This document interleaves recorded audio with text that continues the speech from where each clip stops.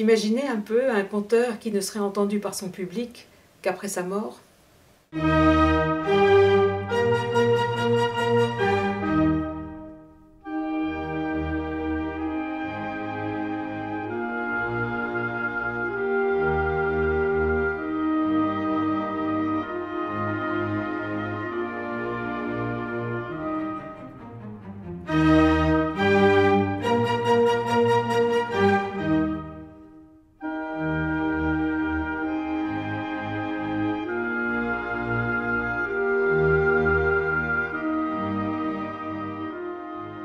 Pouvons-nous commencer par un coup de cœur par rapport au conte, par rapport au conteur, par rapport au renouveau du conte? J'adore le conte. J'adore tous les contes. Je les aime depuis toujours. Sur ma table de nuit, on est passé tout à l'heure dans la chambre, il y a toute la matière de Bretagne, il y a les métamorphoses de Vide, il y a un recueil de contes indiens, et puis il y a 3-4 bouquins un peu plus sérieux. Ah, j'aime plus sérieux. Tellement les contes, je ne peux pas m'en passer.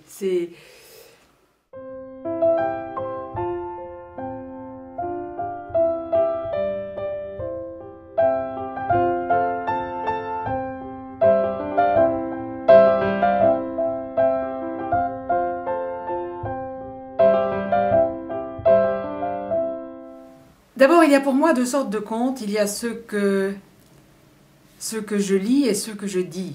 C'est pas les mêmes. Ceux que je lis, ce que j'aime, ceux qui vraiment me font vibrer, c'est les grands contes merveilleux. Rien à faire. C'est la collecte Afanassiev, c'est les grands contes russes, ce sera plutôt les contes merveilleux dans leur version régionale, rurale, étrangère. Je les aime brutes, je les aime rustiques, je les aime éventuellement même violents, je les aime authentiques surtout. J'aime qu'il y ait des paysages, j'aime qu'il y ait des personnalités. Et de ce fait, j'aime peut-être un peu moins Grimm, que je respecte infiniment. Et le seul conte merveilleux que je puisse porter sur scène, c'est quand même un Grimm, pour l'instant. J'en ai compté d'autres, mais pas durablement. Lequel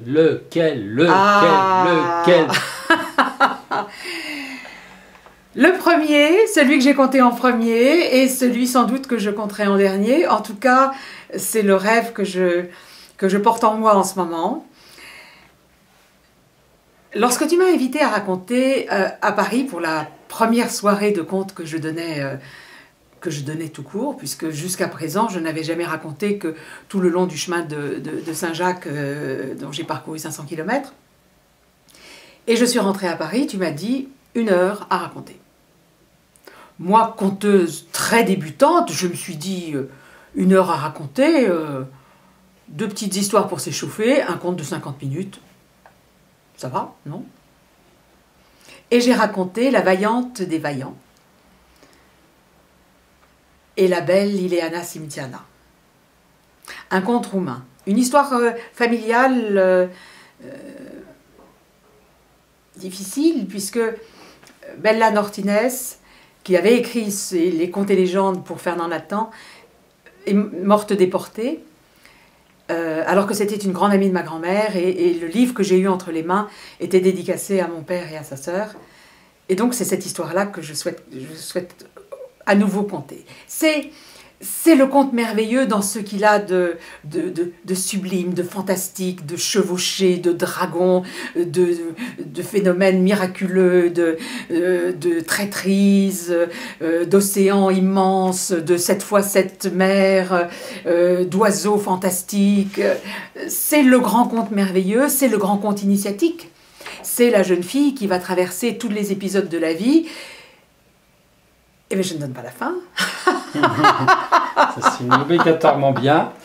Ça se termine forcément bien, c'est ça que j'aime dans le conte merveilleux, mais de façon un peu paradoxale, et je ne suis pas sûre d'avoir complètement compris cette fin. Et c'est d'ailleurs sans doute la raison pour laquelle je souhaite le conter à nouveau.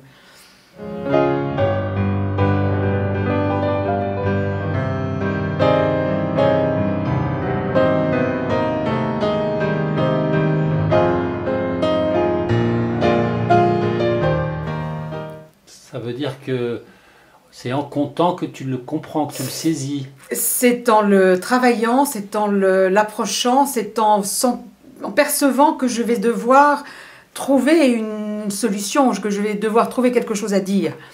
Il m'est arrivé la même aventure avec un autre grand texte.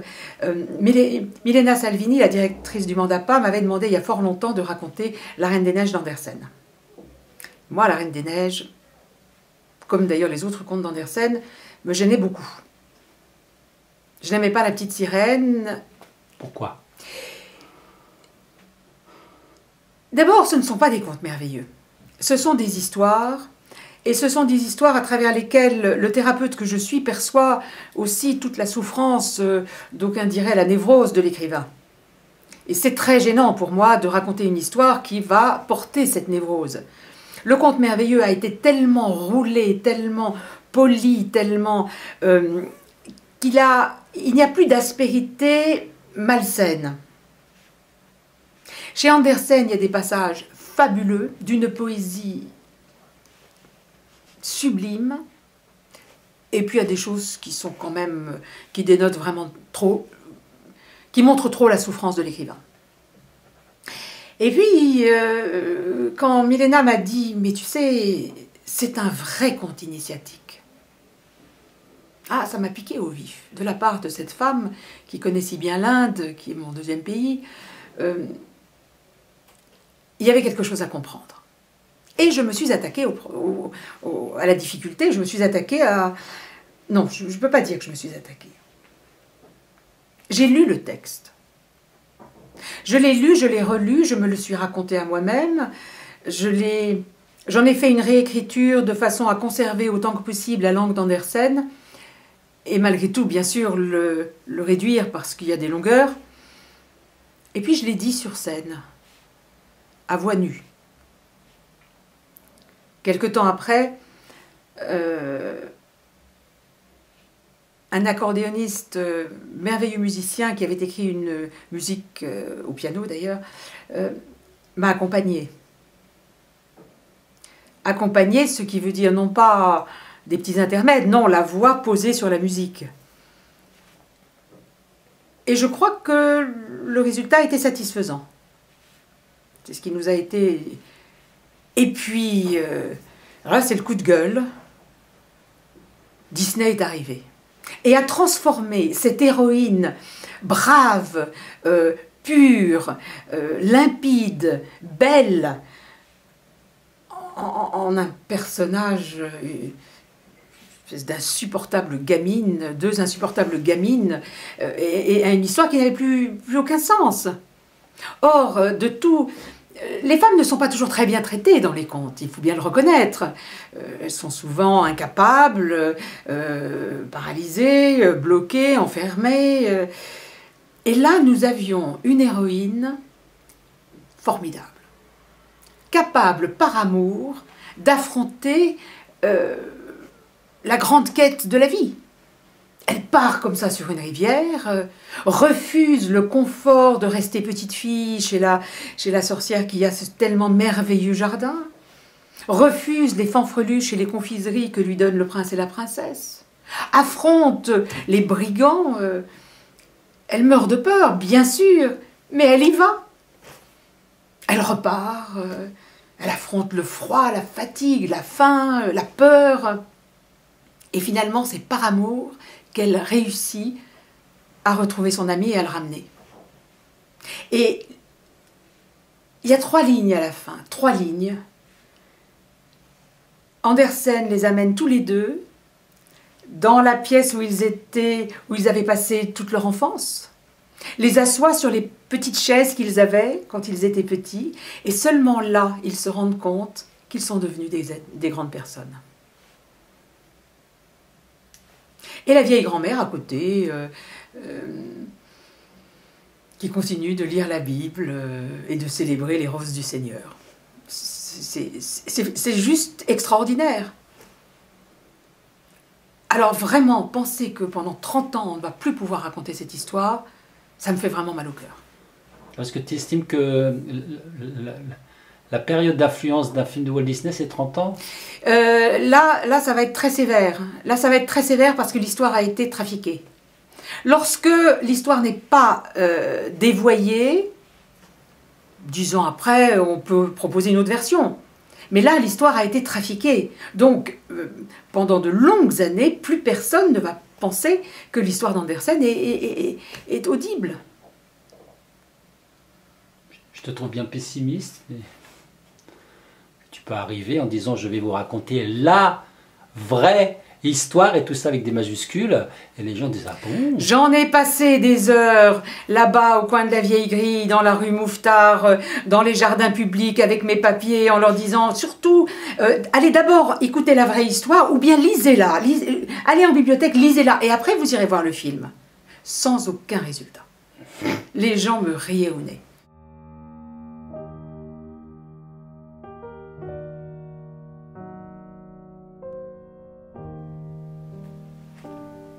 Le conte comme une manière de vivre.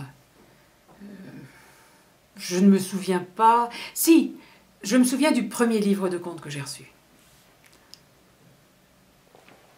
Il a traversé tout...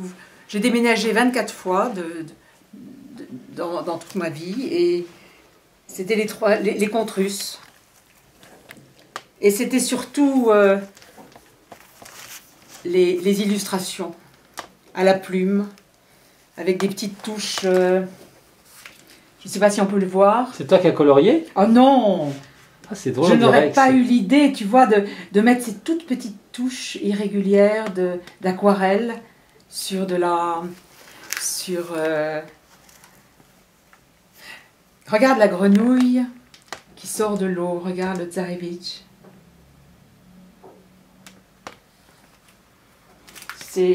C'est quoi ton histoire avec ce livre? Il est arrivé un jour, je ne sais plus, peut-être pour mon anniversaire. Et ce fut vraiment un choc.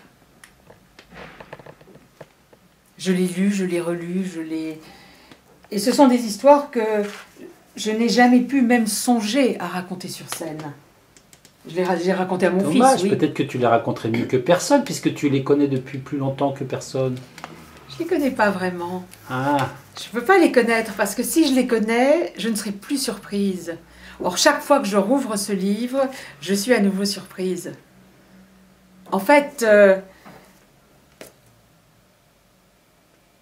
je crois que c'est peut-être la raison pour laquelle je ne peux pas les raconter. C'est que je me les réserve.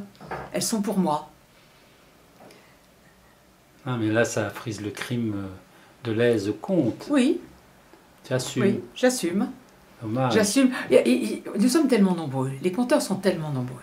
Il y en a certainement qui vont arriver à les raconter merveilleusement bien. Peut-être, mais ils ne les ont pas découverts si jeunes. Reviens quand j'aurai 90 ans, je serai peut-être prête à les raconter.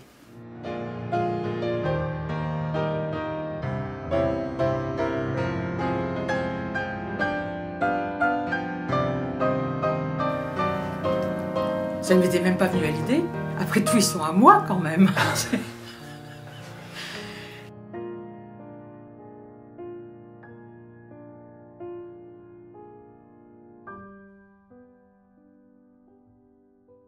Pourquoi j'ai commencé à raconter? Parce que après tout, j'étais très heureuse avec mes livres. Et puis un jour, par hasard, j'ai entendu dire qu'il existait des formations à l'art de conter à l'Âge d'Or de France. J'y suis allée. Pas pour raconter moi-même, pour rencontrer des gens qui aimaient les contes autant que moi. Et puis il y a une autre raison. Mais celle-là, difficile à expliquer. J'ai toujours cherché les mots pour le dire. J'avais le sentiment d'avoir quelque chose à dire et je cherchais un langage. qu'est-ce que c'était? Qu'est-ce que j'avais à dire? Je n'en sais rien. Et je n'en sais toujours pas trop rien. Non, je ne sais pas comment on pourrait dire ça. Je crois que je cherchais à dire quelque chose qui est de l'ordre de mon expérience personnelle, ce que j'ai vécu et surtout ce que j'ai construit comme thérapeute. Et avec le temps, je me suis aperçue que finalement, ce qu'il m'intéresse de porter, c'est cette idée que nous sommes tous sur un fil, chacun sur notre fil, tendu entre la vie, la naissance et la mort.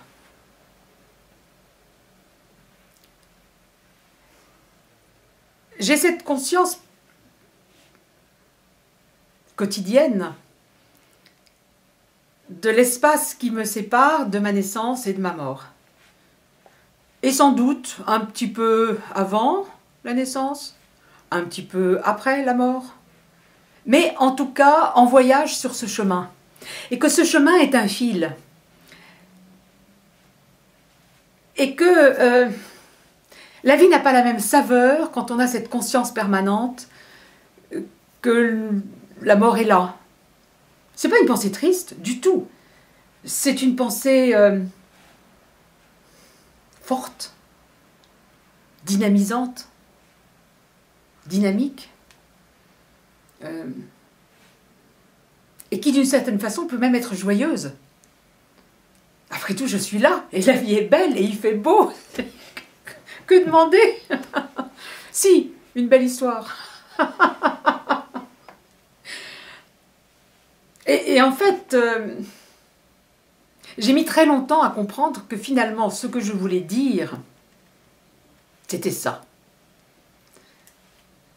Par mon expérience personnelle, j'ai été en contact très tôt, petit bébé, avec la mort, et tous les différents métiers que j'ai exercés dans mon aventure de médecin étaient plus ou moins autour de l'arrivée et du départ.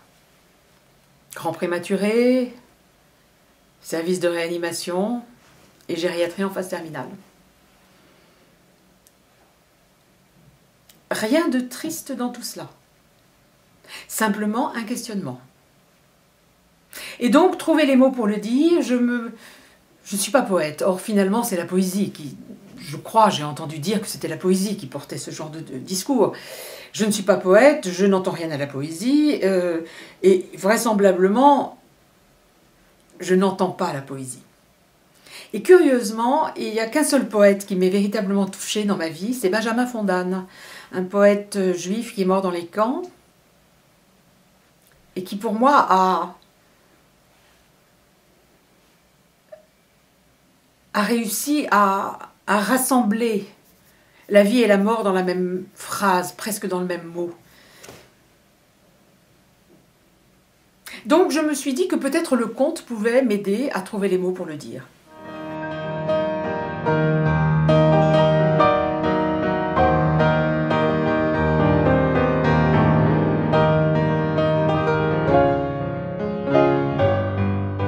Et c'est comme ça que je suis arrivée à l'Âge d'Or de France, ayant manqué la première séance parce que j'étais en Inde, pour mon premier voyage.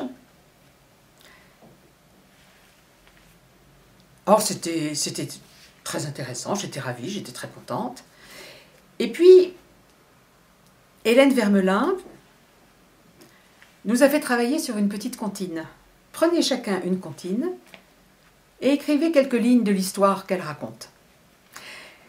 Et j'ai fait une petite historiette sur une poule sur un mur qui picotait du pain dur. Mon histoire faisait 1 minute 30. Elle paraissait suffisamment courte à Hélène pour que je court-circuite la règle. Le dernier jour, on faisait une grande racontée avec tous les ateliers de l'Âge d'Or. Et comme nous étions nombreux, on tirait au sort les noms dans un chapeau. Enfin, Isabelle Sauvage, avec son petit conte d'1 minute 30, a bénéficié d'un passe-droit et j'ai raconté mon histoire. Et là, il s'est passé quelque chose de très étrange. Je ne sais pas. Je ne sais pas ce qui s'est passé. J'ai vu une espèce de grande lumière blanche, et puis ça s'est terminé. Et je ne sais pas ce qui s'est passé. Apparemment, les gens ont entendu toute l'histoire et ils ont été contents, ils ont applaudi. Et ils m'ont dit « Oh, mais ça passe trop vite, il faudrait la redire. » Donc j'ai recommencé une deuxième fois. Et là, je sais que j'ai raconté l'histoire. Mais la première fois, je ne sais pas ce qui s'est passé. Je ne sais tellement pas ce qui s'est passé que je me suis dit ah, raconter une histoire devant un public, ça pose question. Qu'est-ce qui s'est passé? Et je me suis retrouvée, c'est au moment de te le raconter que je réalise que c'est une question qui m'a bousculée autant que la première fois que dans une salle de réanimation, j'ai vu le réanimateur dire « on arrête ». Qu'est-ce qui s'est passé à cet instant-là? Juste avant... Excuse-moi, on arrête, ça voulait dire la personne est perdue. Justement, juste avant, il était vivant. Pendant 1h15, on s'était battu, on avait massé, on avait fait plein de gestes. Et au moment où il dit ça, ben, la personne est morte. Qu'est-ce qui s'est passé? C'est quoi? Quel est l'événement? Qu'est-ce qui permet de... Bon, il avait raison. Pour des tas de raisons scientifiques, il avait parfaitement raison de le dire. Mais que s'était-il passé? Et à quel moment cela s'était-il produit? Au moment où il avait levé la main comme un chef indien disant « on arrête » ou bien avant? Et là, c'est pareil. Je m'étais levée, j'étais allée dans le cercle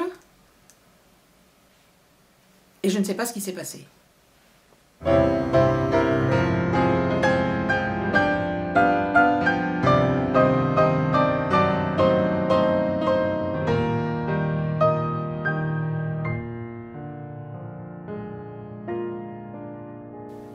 Et donc j'ai voulu retrouver, comprendre.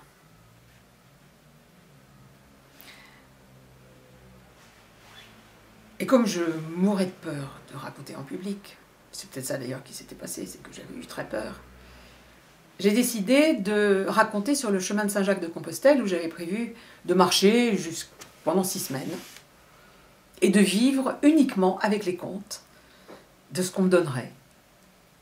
Un hébergement, dans le meilleur des cas, un repas, un café, un sourire, une petite pièce.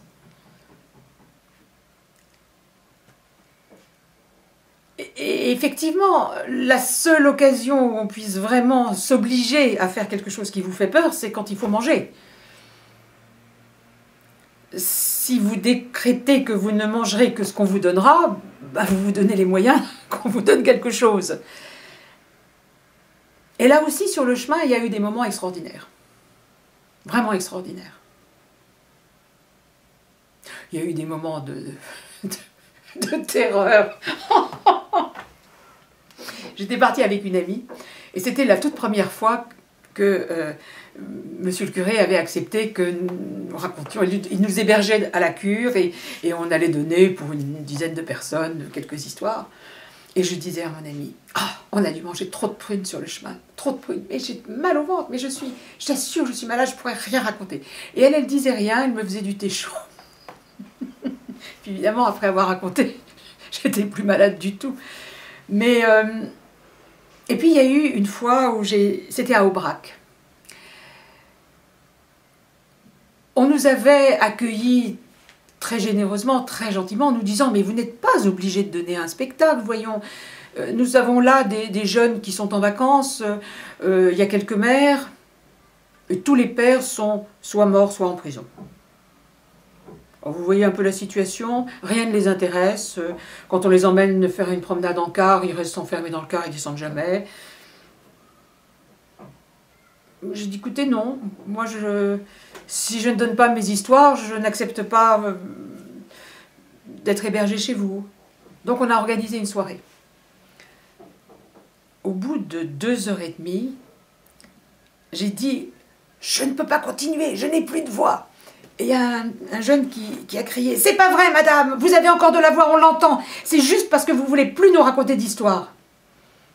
Il avait raison. J'étais une conteuse débutante. Moi, j'avais raconté toutes les histoires que je connaissais, et j'avais raconté toutes celles dont j'avais entendu parler, et j'avais raconté toutes celles dont je me souvenais, et je n'avais plus rien à raconter, mais plus rien. 2 heures et demie, je ne sais pas si vous vous rendez compte, pour une conteuse débutante qui n'a aucun répertoire. Enfin, d'ailleurs, j'étais même pas conteuse, j'étais... Et là, il s'était passé quelque chose. Mais alors, pour retrouver une pareille urgence de raconter, l'urgence, elle était des deux côtés. Moi, j'avais besoin d'un toit pour dormir parce qu'il allait pleuvoir cette nuit-là. J'avais besoin d'un dîner chaud. Eux, ils avaient besoin d'entendre des histoires. On s'est rencontrés et puis ça a fonctionné. Il y avait de l'urgence des deux côtés.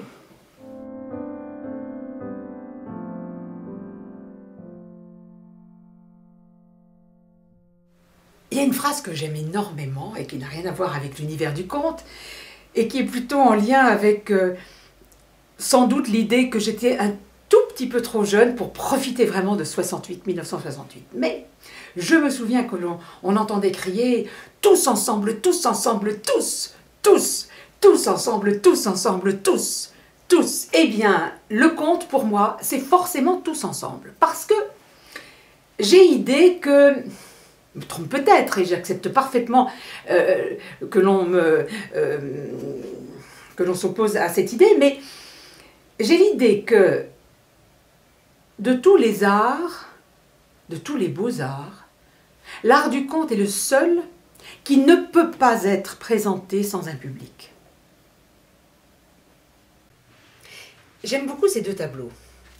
Ils m'ont été offerts par la fille de l'artiste, Kouloupi, un surréaliste qui a vécu de son métier, mais pas de sa peinture. Il a laissé à ses enfants 6000 œuvres intactes, qui n'avaient quasiment pas été montrées. Il considérait qu'une œuvre n'existait réellement que lorsqu'elle était achevée, donc forcément après la mort de l'artiste. Vous imaginez un peu un conteur qui ne serait entendu par son public qu'après sa mort? Le conte, c'est un art du partage. L'art du conte nécessite d'être exprimé. Et sans conteur, sans public c'est impossible. En réalité, il me semble que le conte, c'est un hologramme qui se construit au centre d'un cercle. Une partie du cercle est composée par le public, qui arrive avec son imaginaire propre, qui arrive avec ses références personnelles, qui arrive avec ses soucis de la journée, avec ses idées, ses images. Le conteur, lui, a travaillé son conte. Il a cultivé les images, il a cultivé les formulettes, installé un langage, et puis il amène tout ce qu'il a construit par ailleurs, son travail corporel, la musicalité de sa voix, son écriture. Donc effectivement, il a un rôle un peu privilégié au sein de cette communauté. Mais s'il n'avait pas un public devant lui, il manquerait quelque chose. Il ne pourrait pas réellement donner son conte.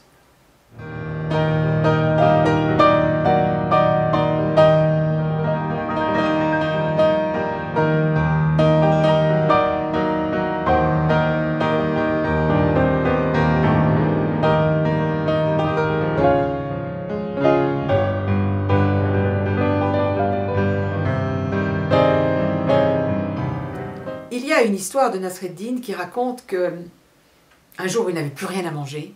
Il ne trouve au fond d'un placard qu'un yaourt. Il se précipite au bord de la petite pièce d'eau qui était à côté de chez lui, prend la rame du canot au passage, vide le yaourt dans l'eau et se met à remuer avec la rame du canot le yaourt dans l'eau pour le dissoudre. Son voisin arrive qui lui dit « Nasreddin, si tu veux faire du yaourt, prends au moins du lait, pas de l'eau. » Et Nasreddin lui répond « Oui, mais si mon expérience réussit. » Alors, il y a deux versions. La version réelle, la version habituelle, c'est « Ah, je sais bien, mon Dieu, je sais bien. Mais si mon expérience avait réussi, regarde le yaourt qu'on aurait eu. »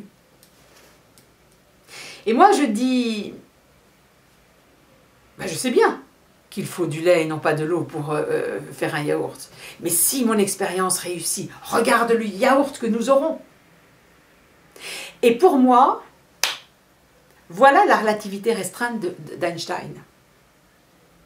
C'est l'homme qui a dit, et si on disait que le temps et l'espace n'avaient plus la signification que nous lui donnons habituellement. Imaginons que le temps raccourcisse et les distances s'allongent. Ah ben non, ça ne fonctionne pas. Alors imaginons l'inverse. Le temps s'allonge, les distances raccourcissent. Et là, toute la physique, toute la cosmologie, toute la physique du cosmos prend un sens. Et là, il y a une histoire que j'aime encore mieux, je ne sais pas si on peut raconter des histoires. Non. Vas-y, pas grave. Bon, tu verras ce que tu en feras. C'est la deuxième histoire qui m'a permis de raconter Einstein. Khadija, la femme d'Einstein, Khadija, la femme de Nasreddin, rentre chez elle par un chemin qui lui est inhabituel. Et puis elle aperçoit au loin son mari, l'oreille collée contre un mur, qui écoute. Et quand il l'aperçoit, il lui fait signe de venir. Viens, viens, mets ton oreille à côté de la mienne, là. Et Khadija écoute.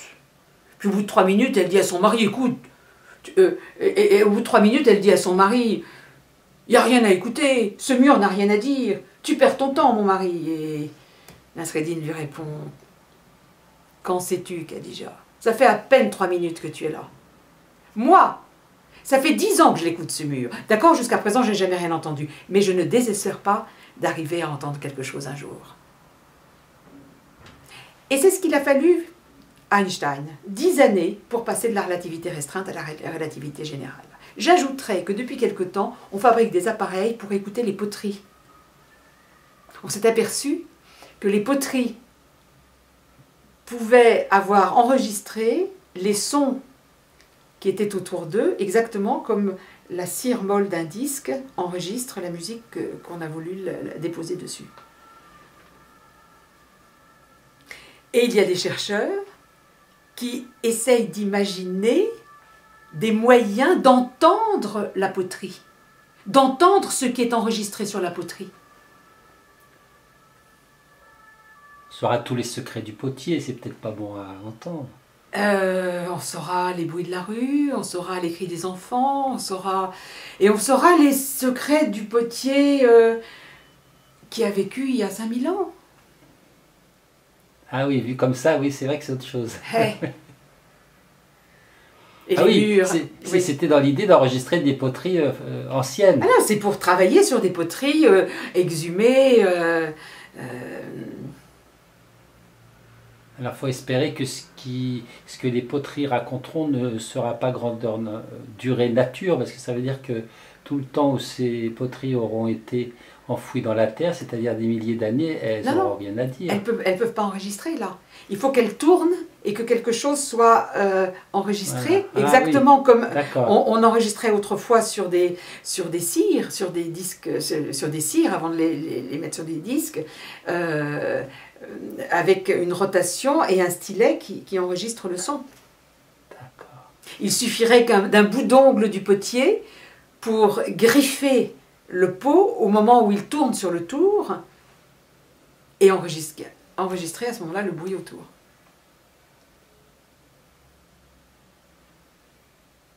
Alors, l'histoire de Nasreddin qui écoute le mur.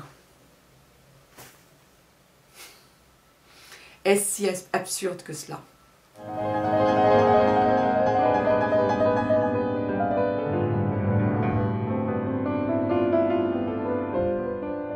J'ai découvert un univers d'exigence. Un univers de... comment dire? Je me suis mise à travailler vraiment.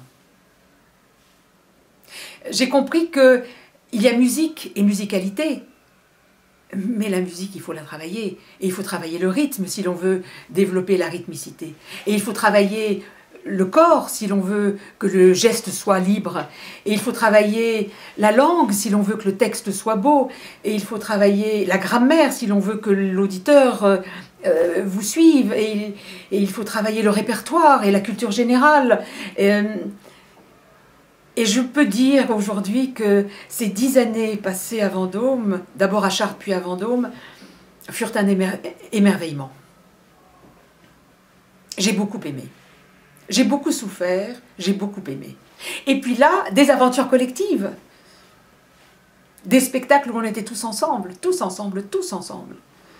Et c'est vrai qu'il se passe quelque chose d'extraordinaire parce que la parole s'échange, elle tourne, elle circule.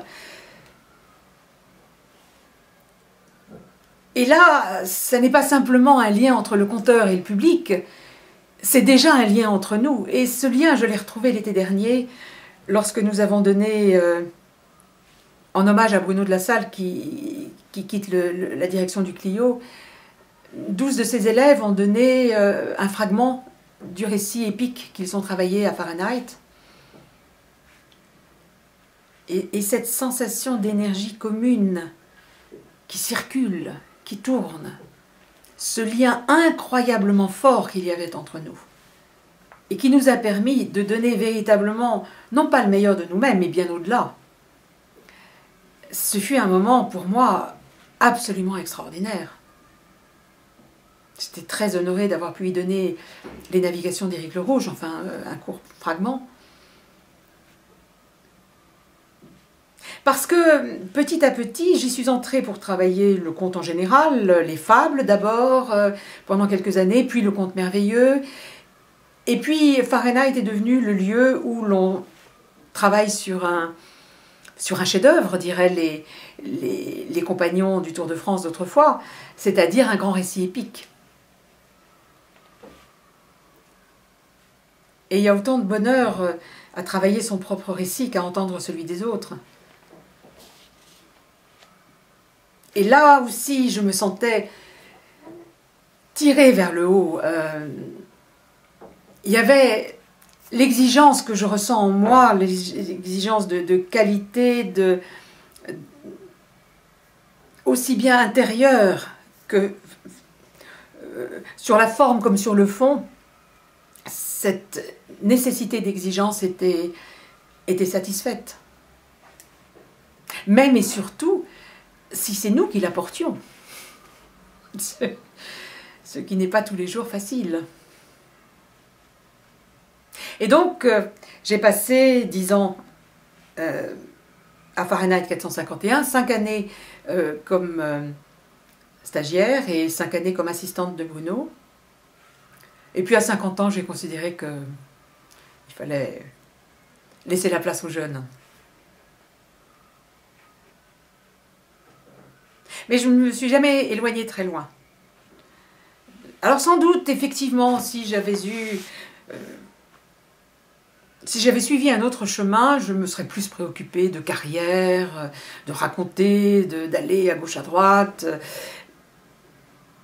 Mais peut-être ce chemin était-il plus en accord avec ce que je cherchais profondément. Les mots pour le dire.